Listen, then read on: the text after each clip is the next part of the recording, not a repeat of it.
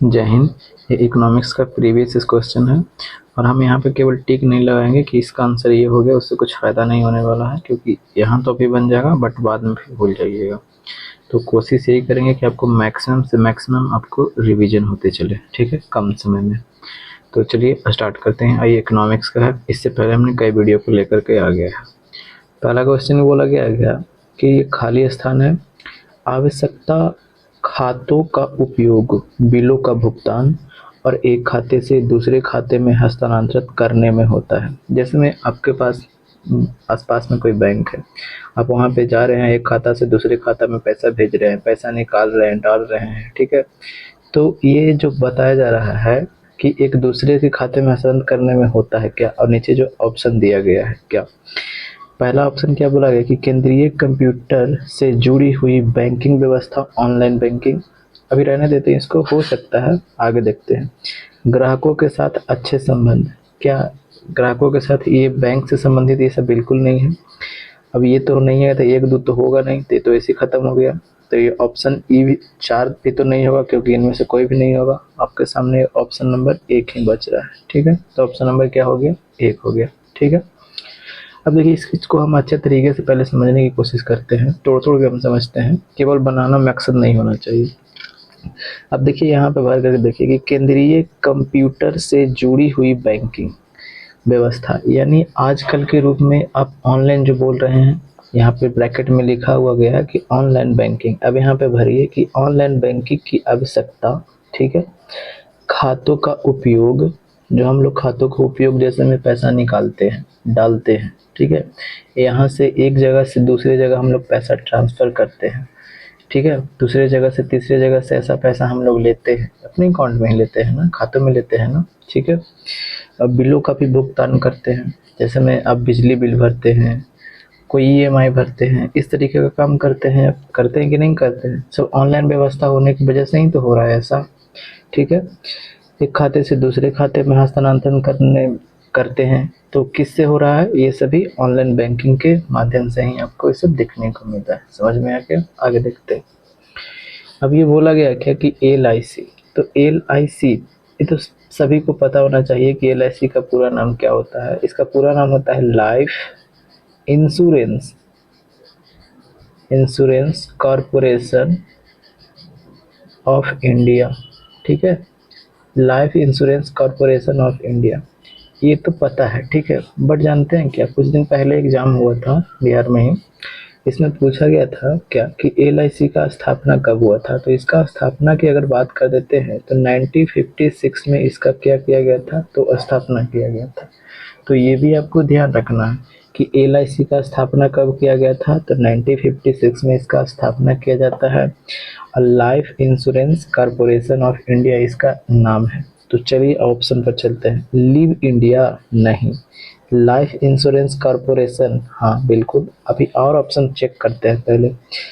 Long investment corporation नहीं, life insurance company नहीं, ठीक है ना, कॉरपोरेशन। ऑप्शन नंबर क्या हो जाएगा, 2 हो जाएगा, ठीक है। चलिए अब ये क्या बोला गया है कि नरेगा योजना का खर्च केंद्र और राज्य के बीच अनुपात में वहन किया जाता है। देखिएगा नरेगा की अगर हम बात कर देते हैं तो नरेगा एक्ट आता कब है, कब, राष्ट्रीय ग्रामीण रोजगार गारंटी अधिनियम जिसको हम लोग बोलते हैं नरेगा, ठीक है। इसको हम लोग बोलते हैं नरेगा, राष्ट्रीय ग्रामीण रोजगार गारंटी अधिनियम। ये एक्ट आता है 2005 में, ठीक है। अभी एक 2005 में आता है, लेकिन ये लागू होता है कब, कहिए कि 2 फरवरी 2006 में ये लागू होता है, ठीक है। 2 फरवरी 2006 में ये सबसे पहले क्या होता है, लागू होता है, ठीक है। अच्छा, उस समय आपको पता है कि गवर्नमेंट किसकी थी, तो कांग्रेस की गवर्नमेंट थी। और ये नरेगा को क्या कर दिया जाता है कि 2 अक्टूबर 2009 को इसका नाम चेंज करके मनरेगा कर दिया जाता है। मनरेगा, महात्मा गांधी गारंटी रोजगार अधिनियम कर दिया जाता है, ठीक है। मनरेगा कब कर दिया जाता है, 2 अक्टूबर 2009 को। अगर बात कर देते हैं इससे जो पूछे जाते हैं क्वेश्चन वो काफ़ी इंपॉर्टेंट है, ठीक है। इसमें पूछा जाता है क्या कि इसमें मिनिमम कितने दिन की रोजगार की गारंटी दी गई है, यानी कितना दिन तक आप सरकार ये जो है नरेगा अधिनियम इसको अब बदल करके मनरेगा कर दिया गया, कितने दिन की रोजगार की बात करती है। तो ये रोजगार की बात करती है 100 दिनों की, यानी कम से कम आपको 100 दिन ये रोजगार देगा ही देगा, ठीक है। कितने दिन? 100 दिन आपको ये रोजगार देगा ही देगा। दूसरी बात और क्या होती है कि इसको वहन कैसे होता है, जिसमें राज्य और ये केंद्र सरकार पैसे को कैसे वहन करती है। तो जो केंद्र सरकार होती है यानी सेंट्रल गवर्नमेंट होती है और एक स्टेट गवर्नमेंट होती है, तो पैसा जो डिस्ट्रीब्यूट होता है तो 90% पैसा कौन देती है, तो सेंट्रल गवर्नमेंट पैसा देती है इसमें, किसमें? मनरेगा में, ठीक है। और 10% पैसा कौन देती है, तो वो स्टेट गवर्नमेंट जो भी होती है वो आपको पैसा देती है, ठीक है। जिस राज्य में आप हैं उस यहाँ से आपको 10% स्टेट देगी और 90% कौन देगी, तो वो आपका सेंट्रल गवर्नमेंट यानी केंद्र सरकार देगी, ठीक है। तो चलिए ऑप्शन पर चलते हैं। देखिए ये 90 और 100 तो बिल्कुल नहीं होगा, ये मिसप्रिंट हो गया होगा, ठीक है। 50-50 तो है नहीं, ख़त्म कर दीजिए। 75-25 भी नहीं है, ऑप्शन नंबर ए ही कीजिए, ऑप्शन नंबर ए, ठीक है। 90 और 10 में, ठीक है, 90% है ये, 10%। आगे बढ़ते हैं। अगला का क्वेश्चन बोला गया है कि निम्नलिखित में से पंचवर्षीय योजनाओं में से कौन सी योजना अनावृष्ट 2 युद्ध कालों के कारण प्रभावित हुई थी। अच्छा देखिएगा, जो ये बोला गया है ना उसको हम पहले समझते हैं, ठीक है। इसको जो बोला गया है पहले उसको हम लोग क्या करते हैं, समझते हैं। देखिएगा बोला क्या गया है, जब पहली हम बात करते हैं कब की, तो देखिएगा हम कई बार बताते चले आए हैं कि देखिएगा 15 मार्च की हम बात कर देते हैं। 15 मार्च कब, तो 1950 ईस्वी को। 15 मार्च 1950 ईस्वी को क्या किया जाता है, तो कहीं योजना आयोग का गठन किया जाता है, ठीक है। अच्छा ये योजना आयोग काहे लबट बनती है, कुछ काम होगा ना, ऐसे थोड़े नहीं बनेगी, कुछ ना कुछ तो इसको काम होगा। बिल्कुल, योजना आयोग का काम जानते हैं क्या था, जो पंचवर्षीय योजना बनता था उसको बनाने का काम यही करती थी, यानी प्रारूप तैयार कौन करती थी, ये करती थी। किसका, तो फाइनेंशियल ईयर का तैयार करती थी प्रारूप, ठीक है। कौन करती थी, योजना आयोग करती थी। अच्छा एक बात और, योजना आयोग के जो अध्यक्ष होते थे, अध्यक्ष की अगर हम बात कर देते हैं तो जो अध्यक्ष होते थे वो कौन होते हैं, तो कहिए कि पीएम। अब तो योजना आयोग खत्म हो चुका है क्योंकि 2014 में हमारे विश्व गुरु आते हैं और इसको खत्म कर देते हैं, ठीक है। 2014 में हमारे विश्व गुरु आते हैं और खत्म करने के बाद में ही क्या होती है कि 1 जनवरी 2015 को क्या होता है कि नीति आयोग का स्थापना किया जाता है। कौन सा आयोग का, तो कहीं कि नीति आयोग का स्थापना किया जाता है। तो नीति आयोग का पूरा नाम भी पूछता है, national institute for transforming India, ठीक है। इसकी स्थापना 1 जनवरी 2015 को होते हैं। कौन करते हैं, हमारे कौन, विश्व गुरु, ठीक है। समझिएगा हमें विश्व गुरु। अच्छा इसके अध्यक्ष कौन होते हैं, प्रधानमंत्री होते हैं। और उपाध्यक्ष की अगर हम बात कर लेते हैं तो ये उपाध्यक्ष, पहले उपाध्यक्ष कौन थे, तो पहले उपाध्यक्ष जो थे गुलजारी लाल नंदा थे। कौन थे, तो कि गुलजारी लाल नंदा। अच्छा ये उपाध्यक्ष जो होते हैं इनको कैबिनेट मंत्री का दर्ज, जो कैबिनेट का जितने भी आपको फैसिलिटी होता है वो इनको सब प्राप्त होता है। किनको, तो उपाध्यक्ष को। तो क्वेश्चन ये भी बनता है कि पहला उपाध्यक्ष कौन थे, क्योंकि अध्यक्ष तो पूछेगा नहीं, क्योंकि पता है कि जो योजना आयोग का अध्यक्ष वही होता है जो प्रधानमंत्री होता है, तो वो तो पूछेगा नहीं, तो पूछ देगा ये गुलजारी लाल नंदा को पूछ देगा, ठीक है। यहाँ तक तो कोई दिक्कत नहीं है। अच्छा ये योजना आयोग बनाती थी, यदि योजना आयोग बनाती थी क्या, पंचवर्षीय योजना, तो इसको मंजूरी कौन देती थी, सब हमने बताया है, ठीक है। ये सब रिवीजन करवा रहे हैं आपको। मंजूरी कौन देती थी, तो कहिए एनडीसी। ये एनडीसी का national development council of India, ठीक है, राष्ट्रीय विकास परिषद, नेशनल डेवलपमेंट काउंसिल। अच्छा इसकी स्थापना कब होती है, तो कहिए कि 6 अगस्त 1952 को इसके क्या होता है, स्थापना होता है, ठीक है। अच्छा ये एनडीसी के अध्यक्ष कौन होते हैं, तो अध्यक्ष इसका भी कौन होते हैं, तो कहिए कि पीएम होते हैं, ठीक है। इसका भी अध्यक्ष कौन होते हैं, पीएम होते हैं।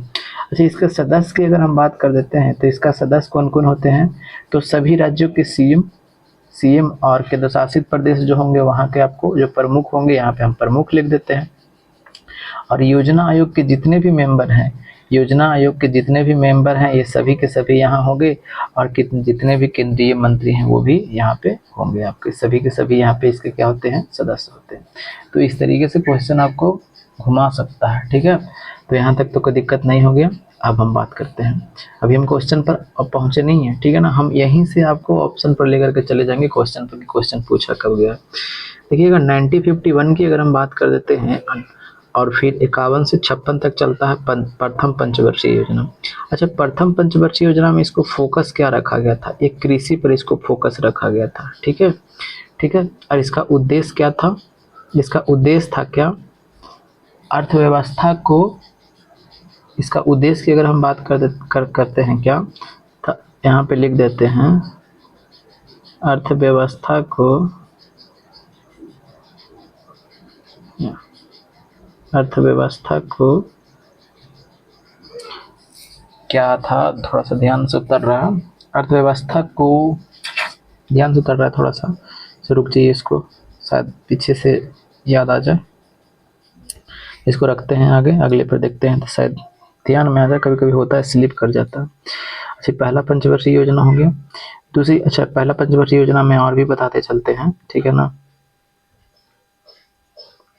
देखिएगा पहले की बात कर देते हैं तो कौन से मॉडल पर आधारित था, तो मॉडल की अगर बात कर देते हैं तो कौन सा मॉडल था, तो कहे कि हेराल्ड डॉमर मॉडल पर, हेराल्ड डॉमर मॉडल पर ये आधारित था, डॉमर मॉडल पर ये क्या था, आधारित था। यहाँ तक तो कोई दिक्कत नहीं है, तो कहे कि नहीं, यहाँ तक तो कोई दिक्कत नहीं है, ठीक है। अच्छा, द्वितीय पंचवर्षीय योजना की जब हम बात कर देते हैं तो द्वितीय पंचवर्षीय योजना कब आती है, तो कहे कि 1956 से लेकर के कब तक, तो 61 तक, ठीक है।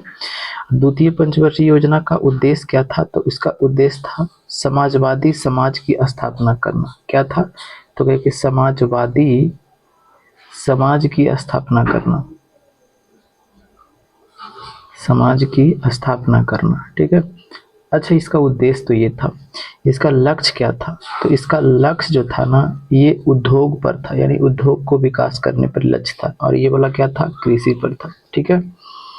हाँ, याद आ गया, अर्थव्यवस्था के संतुलित विकास की प्रक्रिया आरंभ करना। देखिए कभी कभी ध्यान से उतर जाता है, अर्थव्यवस्था के संतुलित विकास की प्रक्रिया आरंभ करना।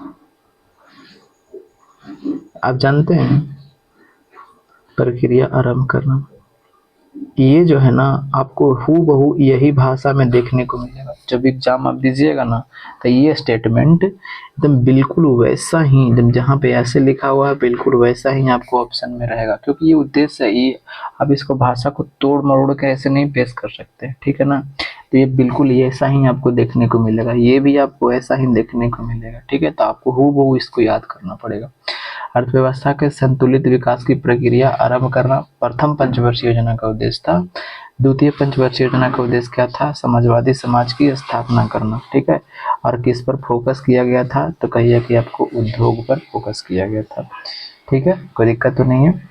अब जैसे में आप ये प्रथम पंचवर्षीय योजना तो देखा, द्वितीय पंचवर्षीय योजना देखा, अब तृतीय पंचवर्षीय योजना की हम बात कर देते हैं। तो तृतीय पंचवर्षीय योजना कब, 1956 से लेकर थी, 61 तक तो हो गया था ना द्वितीय, अब 1961 से लेकर के कब तक, तो 66 तक। अच्छा, ये मॉडल की अगर हम बात कर देते हैं तो मॉडल पूछता है, कभी कभी पूछ देता है, क्योंकि ये दोनों ज़्यादा पूछता है, पहली और दूसरी ज़्यादा पूछता है, लेकिन अगर गुस्सा गया तो तीसरा भी पूछ देता है, ठीक है। तो जॉन सैंडी, याद कर लीजिएगा, जॉन सैंडी और सुखमय चक्रवर्ती मॉडल पर ये आधारित था, ठीक है। ये तृतीय पंचवर्षीय योजना को जानते हैं क्या, गॉडगिल योजना भी बोला जाता है।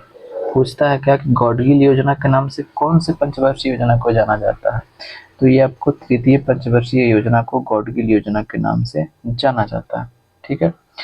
अच्छा, इसका उद्देश्य क्या था, तो इसका उद्देश्य ये था कि देखिएगा, प्रथम पंचवर्षीय योजना में क्या था, कृषि पर फोकस किया, द्वितीय में आपको क्या किया, उद्योग पर, और इसका ये था कि अर्थव्यवस्था को आत्मनिर्भर बनाना। आप पॉज कर करके लिख लीजिएगा, कि हम लिखेंगे तो ज़्यादा देर हो जाएगा। अर्थव्यवस्था को आत्मनिर्भर बनाना तथा स्वतः स्फूर्त अवस्था में पहुंचाना, ये तृतीय पंचवर्षीय योजना का आपको उद्देश्य था। ठीक है, और इसमें लक्ष्य किस पर रखा गया था, तो इसमें लक्ष्य रखा गया था कृषि पर और उद्योग पर, दोनों पर रखा गया था। ठीक है, अब देखिए इसमें होता क्या है ना कि तृतीय पंचवर्षीय योजना स्टार्ट होता है तो क्या इतनी आसानी से चल रहा था हमारे पंचवर्षीय योजना? नहीं दोस्त। 1962 में हम बात कर देते हैं तो चीन के साथ भारत युद्ध करता है। 1965 में क्या होता है कि पाकिस्तान के साथ में युद्ध होता है। ठीक है, फिर इसी समय आपको काफ़ी बड़े संख्या में यानी काफ़ी बड़े क्षेत्रफल क्या होता है, अकाल होता है। ठीक है, जिससे ये वाला जो पंचवर्षीय योजना था जो बुरी तरह क्या होती है, फेल हो जाती है। ठीक है, बुरी तरह फेल हो जाती है। ठीक है, अब देखिएगा फिर उसके बाद फेल हो जाती है सरकार, दो को युद्ध झेल चुका है, भुखमरी है, अकाल पड़ा हुआ है, तो सरकार इतना संभव नहीं है कि वो 5 साल के लिए प्लान आगे ले करके चल सके। तो अब इसीलिए सरकार क्या करती है कि एक एक साल का योजना लेकर के आती है और उस योजना को हम लोग क्या बोलते हैं, अनवरत योजना। ठीक है, अब यहाँ पे देखिए, अब हमें पूछा गया था क्योंकि ऐसे बताते चलेंगे, हम क्वेश्चन भी तो देखते पड़ेंगे ना कि क्या बोला गया था। क्वेश्चन हमें यहाँ पे मिल गया है, 2 युद्धों के कारण प्रभावित हुआ, बस इसके बाद हम आगे आएगा तो आगे बताते चलेंगे। तो क्या प्रथम पंचवर्षीय योजना प्रभावित हुआ? कहीं पे युद्ध की चर्चा हमने किया प्रथम में? तो कहीं कि नहीं भैया नहीं किया, खत्म कर दीजिए। तृतीय पंचवर्षीय योजना में युद्ध का चर्चा किया? बिल्कुल किया, बिल्कुल किया। देखिएगा 61 से 66 तक चला था, जिसमें से 62-65 हमने देखा युद्ध को प्रभावित था इसमें। तो कौन सा हो जाएगा? ऑप्शन नंबर आपका 2 हो जाएगा। ठीक है, तृतीय पंचवर्षीय योजना हमारा जो था ये युद्ध से प्रभावित हो चुका था, जिसके वजह से आपको देखे कि वो बुरी तरह प्रभावित रहा, मतलब कि जितना लक्ष्य रखा गया था उतना हासिल नहीं कर पाया। अब देखिएगा 14वें वित्त आयोग के अध्यक्ष कौन थे? तो देखिए 14वें वित्त आयोग की अगर हम बात कर देते हैं तो ये करंट का क्वेश्चन है, 2016 का है, तो उसको याद करने की जरूरत भी नहीं है। लेकिन उस समय थे कौन थे? तो वाई.वी. रेड्डी थे। और 15वें के कौन थे? तो रवि थे। ठीक है, और 16वें की अगर हम बात कर देते हैं तो अब कौन हो जाएंगे? तो अरविंद पनगड़िया, अरविंद पनगड़िया। तो ये आपका करंट है, ये आपको ध्यान रखना है कि 16वें वित्त आयोग के अध्यक्ष कौन है? अरविंद पनगड़िया। तो इसको आंसर ये हो जाएगा वाई.वी. रेड्डी थे। ठीक है, आगे देखते हैं। अगले क्वेश्चन पे हमें जो बोला गया है वो क्या कहा गया है कि निम्नलिखित में से कौन सा राजकोषीय नीति का एक घटक नहीं है? अब देखिएगा पहले ना यहाँ पे टर्म को समझना है कि राजकोषीय नीति होता क्या है, जिसको हम लोग क्या बोलते हैं? Physical policy. फिजिकल पॉलिसी, तो ये फिजिकल पॉलिसी होता क्या है? जैसे में राजकोषीय नीति का मतलब ही होता है कि राज एकरे में छुपा हुआ है, राज कोष मतलब धन, यानी सरकार जो करती है क्या कि पैसे कहाँ से, देखो चीज़ों को समझिएगा, सरकार जो होती है ना वो कितना पैसा कहाँ से इकट्ठा करती है और पैसा कहाँ पे वो खर्च करती है, इस चीज़ को समझिएगा। सरकार जो होती है कहाँ से वो धन को प्राप्ति करती है और उस धन को कहाँ खर्च करती है। ठीक है, तो वो एक नीति बना हुआ है, ठीक है ना, कि कहाँ से हमको कैसे पैसा लेना है और कहाँ पे पैसा हमको खर्च करना है, ये एक नीति है। ठीक है, उसको हम लोग क्या बोलते हैं? राजकोषीय नीति। यानी सरकार की जो ये नीति है कि कहाँ से हम पैसा लेना है और कहाँ पे पैसा खर्च करना है। अब लेना है तो क्या ऐसे ही ले लेंगे? तो उसके लिए, लेने के लिए आप क्या करते हैं? सरकार टैक्स लगाती है, सब पे लगाती है टैक्स। सरकार पैसा क्या सिर्फ टैक्स से ही पैसा सरकार कमाती है? बिल्कुल नहीं। सरकार सिर्फ टैक्स से ही पैसा नहीं कमाती है, और भी चीज़ों से कमाती है। तो कैसे कमाती है? तो बाजार से ऋण लेती है ना, बाजार से ऋण, जैसे मैं वर्ल्ड बैंक से ऋण लेती है, आरबीआई से ऋण लेती है। सुने होंगे कि फलानमा आईएमएफ से इतना करोड़ डॉलर का ऋण लिया, इतना मिलियन डॉलर का ऋण लिया, इस तरह सुनते हैं ना, ऋण लेती है। और क्या करती है? और वो पैसा कहाँ से इकट्ठा करती है? तो वो अपनी परिसंपत्तियों के क्या कर देती है? बेचती है। सुनने में आपको ये भी आता होगा या जानते होंगे कि अपना जो पब्लिक सेक्टर यूनिट का कंपनी था वो प्राइवेट के हाथों बेच दिया। तो वहाँ से भी वो पैसा कमाती है। समझ में आ गया ना। अपनी प्रतिभूतियों को भी वो बेचती है, ठीक है, आरबीआई के पास में वो बेचती है। समझ में आ रहा है ना। इस तरीके से वो पैसा क्या करती है, कमाती है, ठीक है। ये तो कमाने का हो गया। अच्छा, खर्च कैसे करती है। खर्च की अगर हम बात कर देते हैं तो जो पैसा वो कमाती है वो खर्च किस पे करती है, हम लोग पे ही करती है। कहीं पे आपको रोड बनाना है, कहीं पे हॉस्पिटल बनाना है, कहीं पे एम्स बनाना है, कई तरह की योजना चलाए जाते हैं सरकार के द्वारा। उज्ज्वला योजना जो चलाया जाता है। फिर उसके बाद में जो अभी हमने अभी देखा वो बोला नरेगा मनरेगा, इस तरह की जो योजना जो चल रही है तो उसमें पैसे भी तो लगते हैं ना। तो वो पैसे यहाँ से तो हम लोग कुछ तो ले रही है सरकार, और यहाँ पे क्या कर रही है, दे रही है। आपको सब्सिडी देती है सरकार, बहुत तरह के सब्सिडी। फिर जो नौकरी वगैरह कर पेमेंट देती है। इस तरीके से खर्चे सरकार कर रही है ना। तो ये सभी के सभी एक नीति बना हुआ है। समझ में आ गया ना। इसी को हम लोग क्या बोलते हैं, राजकोषीय नीति। एकदम ठेठ में। अगर हम यहाँ पे सिर्फ डिफिनेशन पढ़ देंगे भाई तो कुछ नहीं पल्ले पड़ने वाला है। अभी तो पल्ले पड़ जाएगा बट बाद में फिर भूल जाइएगा, ठीक है। अब देखिए, अब हम इस चीज पर चलते हैं, आगे देखते हैं। अब हमने क्या बोला गया कि कराधान निधि, कराधान नीति। कराधान नीति मतलब क्या कि कर को लगाने वाला नीति। तो अभी हमने चर्चा हमने अभी क्या किया कि सरकार हम लोग पर क्या करती है, टैक्स लगाती है। तो बिल्कुल ये भी सही है। और यहाँ पे बोला गया है क्या कि नहीं है। अच्छा, सार्वजनिक ऋण लेती है, तो अभी हमने चर्चा किया कि वर्ल्ड बैंक से ऋण लेती है, आईएमएफ से ऋण लेती है, बिल्कुल लेती है। ऋण ये भी लेती है, तो ये भी सही है, ठीक है। व्यापार नीति की बात कर लेते हैं। एक है सार्वजनिक व्यय नीति। सब व्यापार नीति के कहीं भी हमने चर्चा किया। देखिएगा, व्यापार नीति की बात कर लेते हैं तो सरकार का व्यापार करने का काम थोड़े नहीं है। व्यापार तो कंपनियां अपना कर रही है, व्यापार नीति से संबंधित ये नहीं है। राजकोषीय नीति में ये नहीं। क्या सरकार ये नीति बना करके चलेगी कि हमको इतना व्यापार करना है, ऐसे करना है, बिल्कुल नहीं। हाँ, ये लक्ष्य रखती है सरकार कि हमको इतना का टर्नओवर करना है, इतना करोड़ का व्यापार पहुंचाना है। अब वो काम करने का कौन करती है, कंपनियां करती है अपना, ठीक है। हम और आप करते हैं उसमें। समझ में आ गया ना। लेकिन क्या ये राजकोषीय नीति का हिस्सा है, बिल्कुल नहीं। ये राजकोषीय नीति का हिस्सा व्यापार नीति बिल्कुल नहीं, ठीक है। सार्वजनिक व्यय नीति तो अभी हमने चर्चा क्या किया कि कहाँ पे हमको कितना पैसा इन्वेस्ट करना है, कितना पैसा हमको खर्च करना है, कहाँ पे पुल बनाना है, कहाँ पे हॉस्पिटल बनाना है, व्यय ही हो रहा है ना। तो बस ये भी नहीं है। तो इस तरीके से आपको समझते हुए चलना है, ठीक है। तो इसका आंसर कौन सा हो जाएगा, तो इसका आंसर हो जाएगा ऑप्शन नंबर 3, ठीक है। चलिए आगे देखते हैं, थोड़ा फास्ट तरीके से देखते हैं। अच्छा, ये वाला क्वेश्चन का इसका ऑप्शन नीचे है। भारत में जेनेटिक रूप से परिवर्तित किस फसल को व्यापारिक उत्पादन के लिए अनुशंसित किया गया है। तो देखिएगा, बात करते हैं किसकी, एक बीटी कॉटन। बीटी कॉटन ये जेनेटिक मॉडिफाइड ये है। ये बीटी कॉटन ये क्या है, कपास है। इसको जेनेटिकली मॉडिफाइड किया गया है, ठीक है। तो यही इसका आंसर हो जाएगा। धान का नहीं, बीटी कॉटन ये कपास था। ऑप्शन नंबर 3 हो जाएगा, ठीक है। थोड़ा फास्ट में चलते हैं क्योंकि वीडियो ज़्यादा लंबा ना हो जाए। अभी हमने चर्चा किया, क्या चर्चा किया, नीति आयोग के बारे में। नीति आयोग के बारे में चर्चा क्या किया था, 1 जनवरी 2015 को ये हमारे प्रधानमंत्री के द्वारा इसे लाया जाता है, ठीक है। तो इसका आंसर हो जाएगा ऑप्शन नंबर 1 हो जाएगा। चर्चा हमने अभी किया भी है। रिजर्व बैंक ऑफ इंडिया के प्रथम राज्यपाल यानी गवर्नर कौन थे। देखिएगा, आरबीआई एक्ट की अगर हम बात कर देते हैं तो 1934 में आरबीआई एक्ट आता है, ठीक है।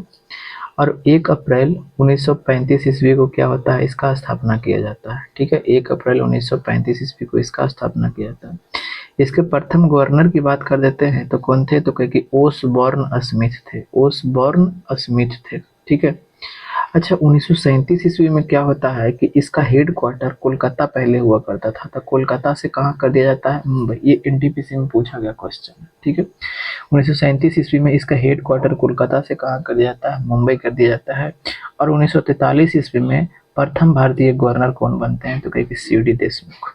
कौन बनते हैं, तो कहे सीडी देशमुख इसका बनते हैं गवर्नर। और इसका राष्ट्रीयकरण कब किया जाता है, तो कहे 1949 ईस्वी में इसका राष्ट्रीयकरण कर दिया जाता है। तो दिक्कत तो नहीं है, नहीं। तो कौन सा हो जाएगा, ऑप्शन नंबर 1 हो जाएगा, क्योंकि ओसबॉर्न स्मिथ कहीं भी आपको देखने को नहीं मिल रहा है, ठीक है। चलिए, वह विद्यार्थी जिसने 1 रुपये का साइन डिजाइन किया। देखिएगा, एक व्यक्ति थे, आईआईटी बॉम्बे के व्यक्ति थे, ठीक है। IIT बॉम्बे के कौन थे व्यक्ति थे, उदय कुमार, ठीक है। अब इन्होंने क्या किया कि ये वाला डिजाइन दिया है, ये वाला डिजाइन दिया है रुपये का, ठीक है।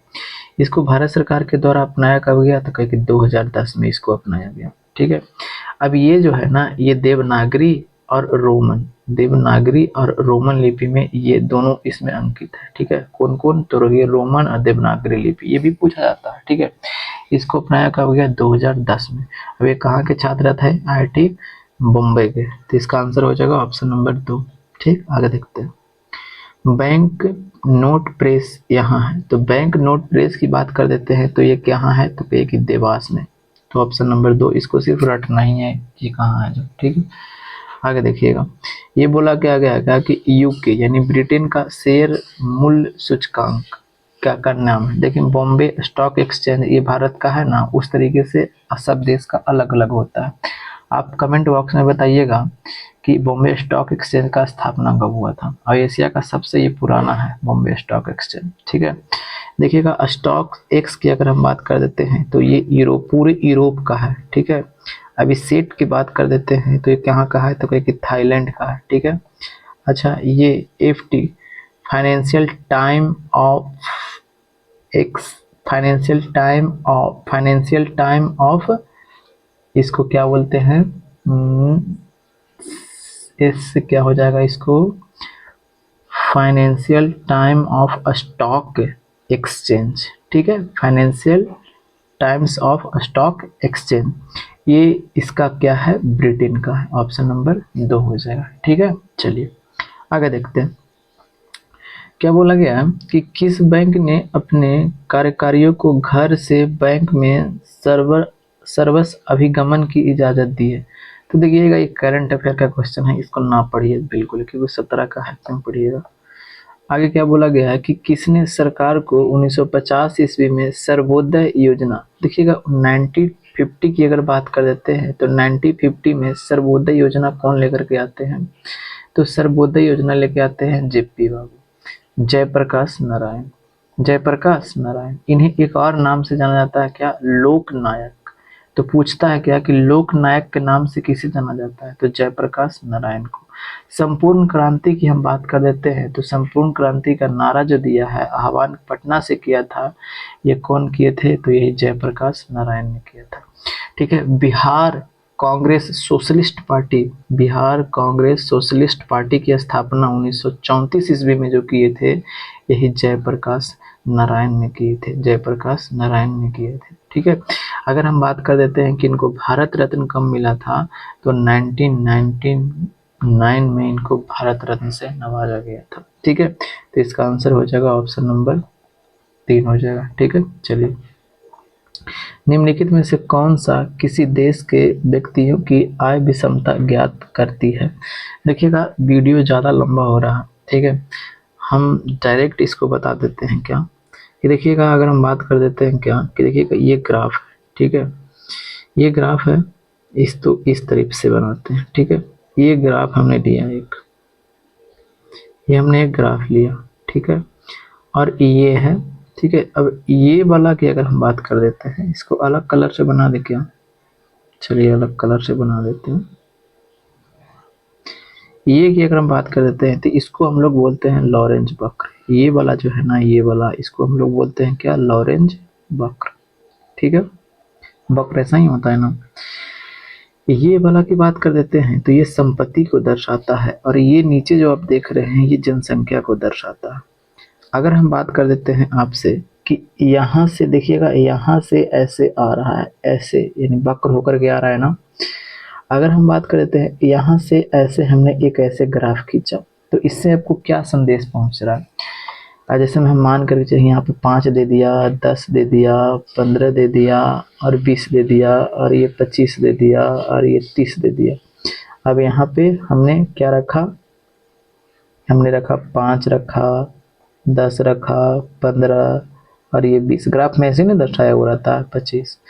अब देखिएगा पहला जो हम ग्राफ खींचे हैं ना, उस पर आप देखिए, गौर कीजिएगा, ठीक है, समझ जाइएगा, रटना नहीं है।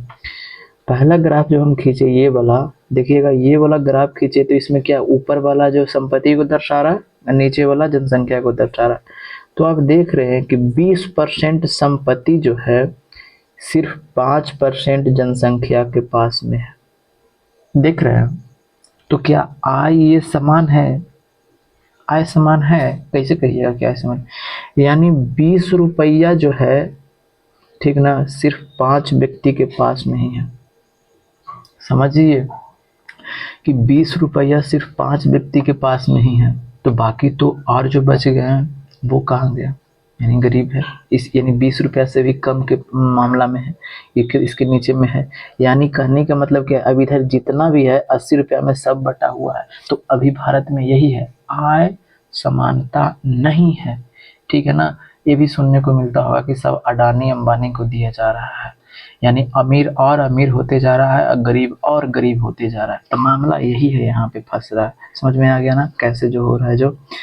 अगर हम दूसरा ग्राफ खींचते हैं इस तरीके से अलग कलर से, ठीक है, देखिएगा यहाँ पे अगर खींचते हैं ऐसे ये वाला, तो अब देखिएगा यहाँ पे 15% जनसंख्या, यहाँ पे अगर हम ये वाला खींचते हैं तो 15% जनसंख्या जो है, ये पूरी संपत्ति 10%, यानी 10 रुपया जो है 15 लोगों के बीच में बांटा गया। यानी 15 गो व्यक्ति ऐसा है जिस सभी के पास में 10-10 रुपया। तो क्या ये वाला से तो ये बढ़िया है कि नहीं है? तो कहिए कि हाँ भैया बिल्कुल बढ़िया है, क्योंकि पहले यहाँ पे 5 गो में था, 5 व्यक्ति के पास में इतना रुपया था। अब कह रहे हैं क्या क्या कि कितना, 15 व्यक्ति के पास में 10 रुपया है। तो पहले से तो समानता तो ठीक है ना? देखिएगा समानता की बात हो रहा है, समानता यानी कोई अमीर जब गरीब, यहाँ पे देख रहे हैं ना कि कोई अमीर बहुत अमीर है और गरीब बहुत गरीब है। कईयों की पेमेंट आपको लाखों लाखों रुपया में आ रहा है, कईयों की पेमेंट आप देख रहे होंगे 4,000-5,000 में आ रहा है। तो क्या यहाँ पे आय समान है? तो कहेंगे नहीं, बिल्कुल आय समान नहीं है। ठीक है ना? बस अब देखिएगा, अब जैसे में हम बात करते हैं क्या कि जब आय समान नहीं है तो जो जिसको लाखों की पेमेंट में आ रहा है वो चावल खरीदेगा, तो ऐसा तो थोड़ा नहीं है कि वो सोना खाएगा। अरे भैया वो भी चावल खाएगा। आज जो 4,000 का मंथली कमा रहा है वो भी आपको चावल ही खाएगा।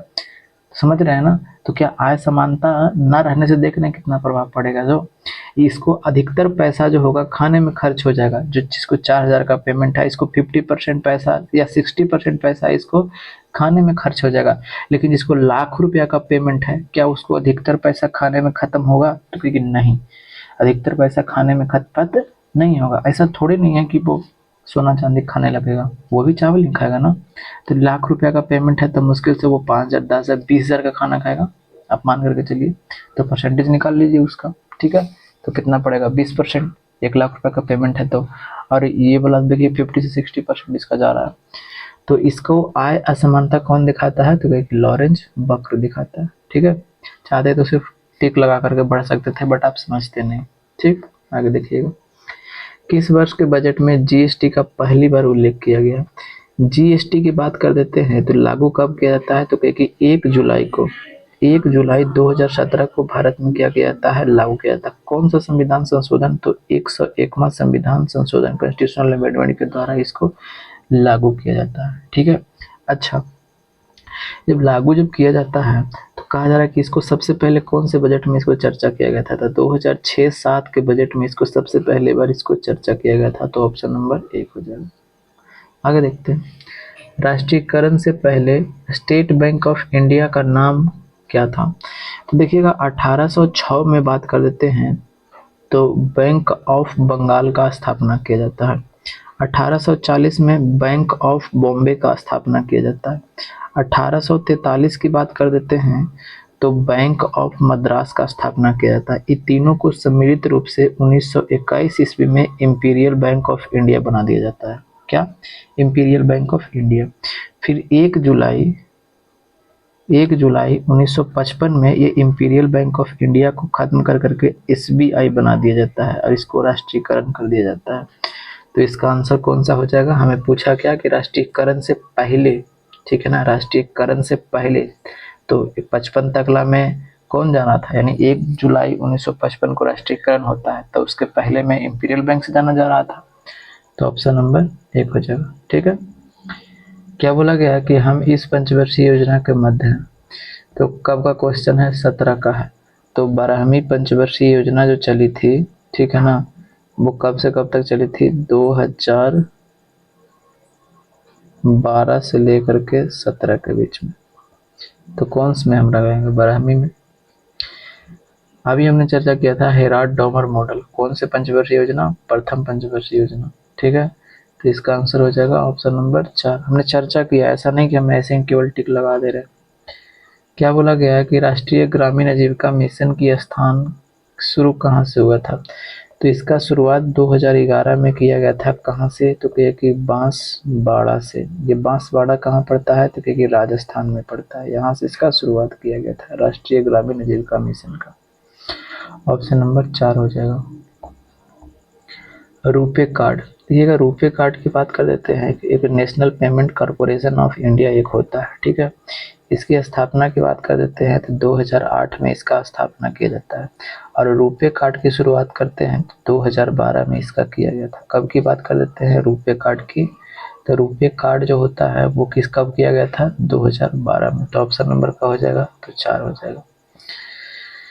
किस पंचवर्षीय योजना को अवकाश कहा जाता है? तो अभी हमने तृतीय पंचवर्षीय योजना तक देखा था, 1961 से लेकर के 66 तक देखा था। हमने क्या बताया था कि फिर उसके बाद सरकार के पास में पैसे नहीं रह पाती है कि वो आगे क्या कर सके, पंचवर्षीय योजना ला सके। तो इसीलिए फिर एक साल की योजना लेकर के आती है। तो कब से? तो कहेगी 1966 से 67 तक, फिर 1967 से लेकर के 68 तक, और फिर 1968 से लेकर के 69 तक। ठीक है, तो देखिए कौन में 67 68 है खत्म। ठीक है, 66 से 66 कहाँ हो जाएगा भाई? तो खत्म कर दीजिए, 68 तक ही है। 65 से तो ऐसी नहीं, 66 से कहाँ तक? 66 से लेकर के 69 तक, ऑप्शन नंबर 4। ठीक, तो यहीं तक क्वेश्चन था। ठीक है, सेशन के बारे में बताइएगा, सेशन कैसा लगता है। जय हिंद, जय भारत, वंदे मातरम, इनकलाब जिंदाबाद।